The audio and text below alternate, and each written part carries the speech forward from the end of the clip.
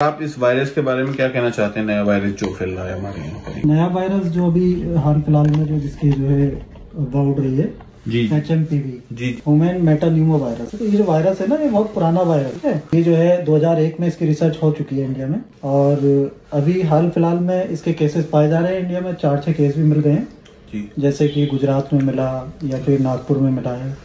इसके सिम्टम क्या है? सिम्टम्स जो है इसका खासतौर से देखा जाए तो खांसी है, बुखार है, खराशें हैं, गले में आना, नजला वगैरह है। जी जी।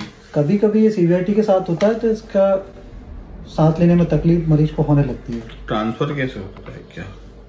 ट्रांसफर नॉर्मली जिस तरह से कोरोना वायरस फैला था उसी तरह से ये ट्रांसफर हो रहा है एक से दूसरे में। जी सर। जैसे मान लीजिए किसी से हैंडशेक कर लिया, या फिर कफ हो गया, खांसी किसी के ऊपर कर दी, छींक दिया किसी के ऊपर, या किसी सरफेस को टच किया, जैसे हमने मेरा मोबाइल किसी दूसरे ने टच किया, वो इस वायरस से मुब्तला पहले ही था, फिर मैंने उसको छू लिया, मुझे हो गया। ऐसे ही किसी हैंडल को किसी ने छू लिया, या फिर कार का हैंडल, या खासतौर से पब्लिक वाले प्लेस में ये बहुत जल्दी फैलता है। जैसे सामने वाले ने छींक दिया, उसको मालूम नहीं है, किसी ने भी मास्क पहना नहीं है, उस तरह से सबसे ज्यादा बचाव क्या है? बचाव देखिए सबसे जरूरी है, सबसे पहला जो इसका बचाव है वो है मास्क पहनकर रखना, ठीक है, क्योंकि उससे क्या है, हम अपने आप को भी बचा सकते हैं, फैमिली को भी बचा। दूसरा बचाव है हाथों को अच्छे से धोना है, बाहर जा रहे हैं तब भी, बाहर से आ रहे हैं तब भी बहुत अच्छे से धोकर चलना है। पहली बात तो बिना काम से बाहर नहीं जाएं, कहीं घूमने नहीं जाएं, कोई भी सफर बिना जरूरत के ना करें। कैसे नाक को कवर करके रखना है, और जितना ज्यादा हो सके एक दूसरे से जो है दूरी बनाकर रखना है। कोई भी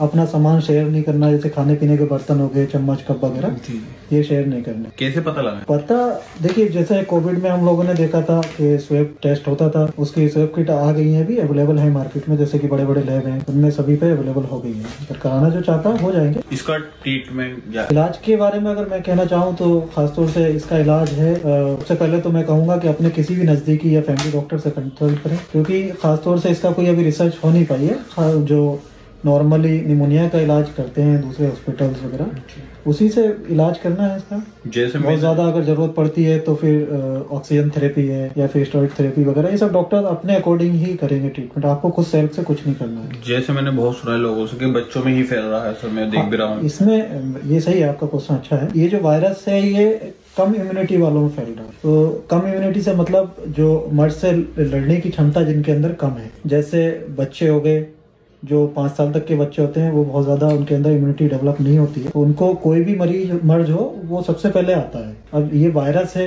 वायरल डिजीज तो सबसे पहले आएगी। ऐसे ही जो 60 से 65 साल की उम्र के ज्यादा होते हैं उनको ज्यादा होता है।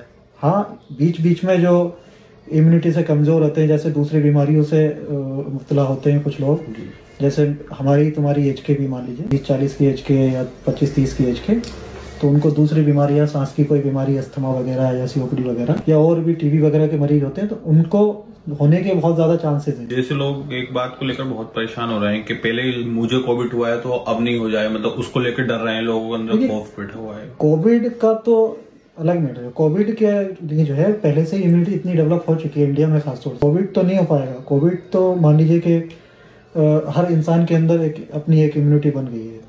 हाँ, ये वायरस हो सकता है, लेकिन उसके सिम्टम्स के ऊपर डिपेंड करता है। अगर सिम्टम्स माइल्ड हैं तो कोई टेंशन की बात नहीं, ना कोई घबराने की बात है। अगर सिम्टम्स जो हैं सीवियरिटी के साथ बढ़ रहे हैं तो जितना जल्द हो सके अपने डॉक्टर से कंसल्ट करें। Thank you sir.